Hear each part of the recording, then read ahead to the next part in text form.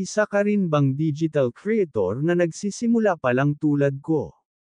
At malapit mo na bang ma-met ang requirements sa in-stream ads? Guys, bago nyo ma-met ang requirements ni in-stream ads, kailangan po natin linisin ang ating account lalo na sa mga content natin.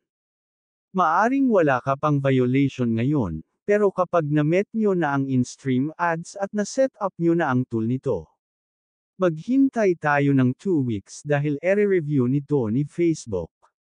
Alam nyo ba na may mga bumagsak sa review at di nakapasa dahil nakitaan sila ng violation tulad ng copyright music? Kaya kung gusto nyo ma-monetize at kumita, kailangan po natin burahin ang mga video natin na may copyright music.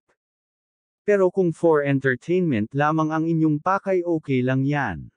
Guys, iwasan po natin mag-upload ng video na may copyright music dahil pagdating ng panahon na malapit na po kayo ma-monetize ay masasayang lang po ang effort nyo. Alam nyo ba nung nag-umpisa pa lang ako at tinorn on ko ang aking professional mode, meron akong 650 friends pa lang.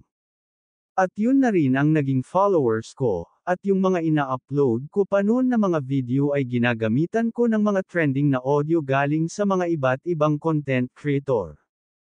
At gumagamit din ako ng mga sikat na music, nung una okay pa naman, pero nung malapit ko na ma-met ang requirements ni in-stream ads ay nagkaroon ito ng speaker icon na pula na mayroong X. At nawala po ang audio, ang ibig sabihin nun ay mute. At unti-unti na na-mute ang aking mga video na may music background. Kaya binubura ko rin agad kapag may nakita ako sa mga video ko na may red icon speaker.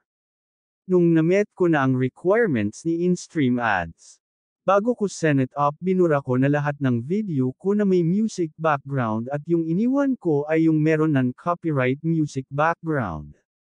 At nung send it up ko na ang tool, hinahintay ako ng 2 weeks for review, pero 1 week pa lang na-approve na ako, guys. Kung gusto talaga natin ma-approve, kailangan talaga natin sakripisyo ang ating mga video na may music na burahin. Kahit may marami na itong views, maari naman tayong gumamit ng mga music background, pero kailangan nating i-remix or baguhin natin ang tempo nito mula sa original at pwede natin bagalan or bilisan. Ganun din ang pitch, adjust lang natin ang boses. Pwede tayo magdagdag ng element, at pwede rin tayo magpatong ng background noise, background effect, or forest sound para maiba ang waveform nito kesa original. Nang sa ganun hindi na ito ma-detect, dahil magkaiba na ang kanilang waveform mula sa original. Guys, do your own research pa rin, at nasa inyo pa rin po ang desisyon kung magbura kayo o hindi. Dahil ang sinasabi ko lang po ay base sa aking experience. Sana nakatulong ang bidyong ito sa mga nagsisimula pa lang at sa mga malapit na ma-met ang in-stream ads.